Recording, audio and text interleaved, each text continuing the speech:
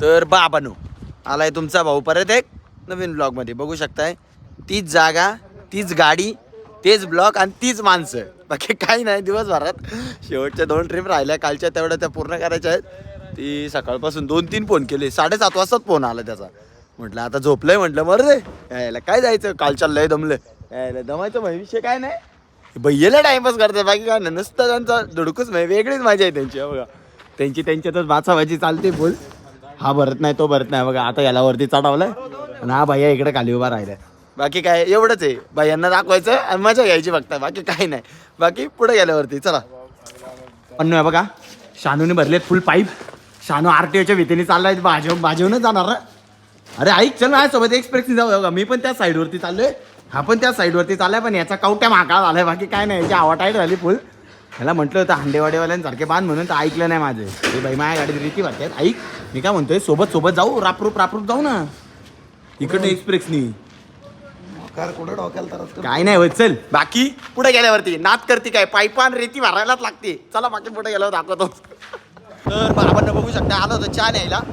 चाललोय चहा घेऊन आता घरी. घरी म्हणजे गोडाऊनला चाललंय, आपल्या ऑफिसला नाही का, ऑफिसला. शानू तू काय होते भाई? ऑफिसला चाललं आता, ऑफिसमध्ये चाललं आता चहा प्यायला. आम्ही दोघं चहा प्यायला आलो होतो. गाडी पिढे आता हॉलवरती लावतो डायरेक्ट सुट्टी. दिनचर्या ब्लॉग संपला. संध्याकाळी काय असेल हा का.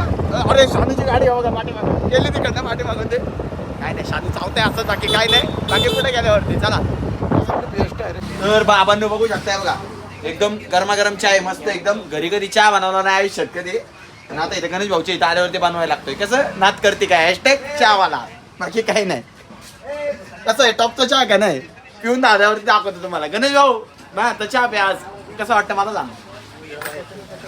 बाबांनो सांगायचा उद्देश एकच आहे. आज सकाळी 6:15 वाजता आपले वारकरी चालले होते आळंदीच्या दिशेने. तर त्यांचा कंटेनरला भीषण असा अपघात झाला. त्याच्यामध्ये एक महिलेचा मृत्यू पण झाला व 8 जण जखमी पण झाले. सांगायचं तात्पर्य एकच आहे, सकाळीच लोणावळ्यामध्ये एक आमदार किंवा खासदार आले होते. तर सकाळी 8-8:30च्या दरम्यान एवढी पोलीस बंदोबस्त होता की विचारायला नको. फुल तापा, एकदम पूर्ण महाराजांच्या चौकापासून तर कुमारच्या चौकापर्यंत फुल तापा होता. मग हेच जर पोलीस प्रशासन आपले जर त्या वारकऱ्यांसाठी किंवा म्हणा आपल्या माता बहिणींसाठी, जे अवघ्या किलोमीटर करून आळंदीला जाण्यासाठी आलेले व आपल्या वारकऱ्या महिला भगिनींसाठी व बंधूजनांसाठी जेवढे पण वारकरी, त्यांच्यासाठी जर पोलीस प्रशासन जर साथ देऊ शकत नाही तर काय अर्थ नाही ना त्या पोलीस प्रशासनवाल्यांचा. पण शेवटी एक आमदार किंवा खासदार म्हणा, जाऊ द्या चला खासदारच म्हणून टाकू आपण. सर्वसामान्य माणसाला याच्यामध्ये असा फेरबदल कशासाठी. जर तुम्हाला कायदा